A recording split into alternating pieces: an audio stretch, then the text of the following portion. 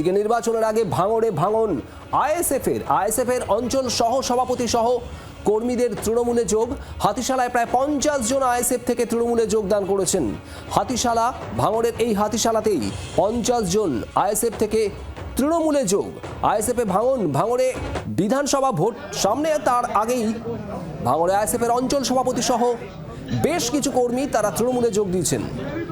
তাদের হাতে তৃণমূলে পতাকা তুলে দেওয়া হয়, যে ছবি দেখছেন। হাতিশালায় প্রায় 50 জন আইএসএফ থেকে তৃণমূলে যোগদান করেন।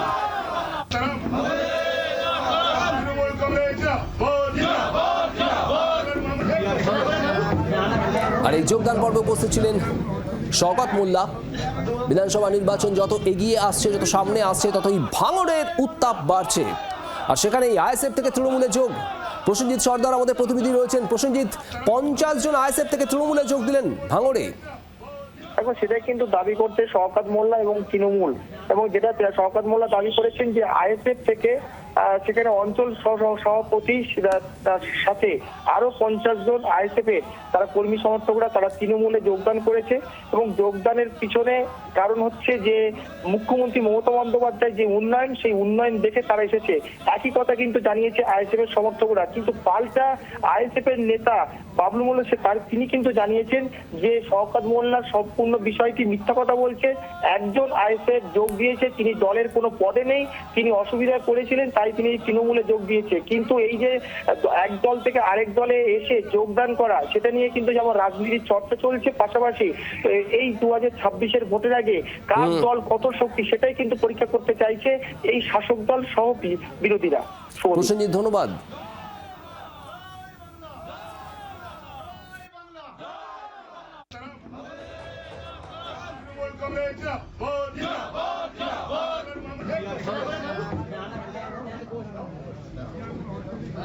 আগে সিপিএম করতাম, এখন দেখতে পাচ্ছি সিপিএম খুব ভালো কাজ নেই।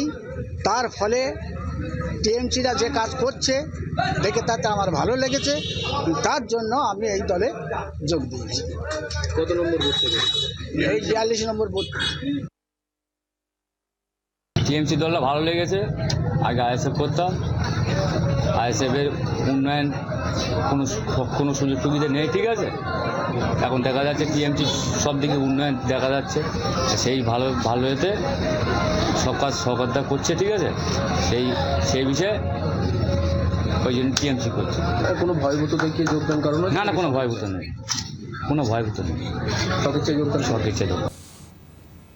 এই যোগদান পর্বের পর ভাঙড়ের তৃণমূল পর্যবেক্ষক শওকত মোল্লা কি বলেছেন শোনাবো, আর এর পাল্টাপাল্টে আইএসএফ এর বক্তব্যও শোনাবো। এখানে দীর্ঘদিন ধরে আমাদের ইসলামের নেতৃত্বে এখানে আইএসএফটা চলতো।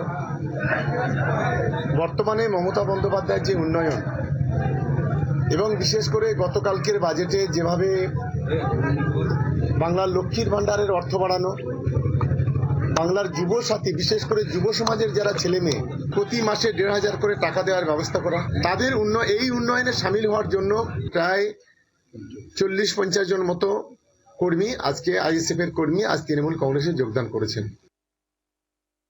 কে সহসভাপতি? যে জয়েন করে সহসভাপতি কে বলেছে?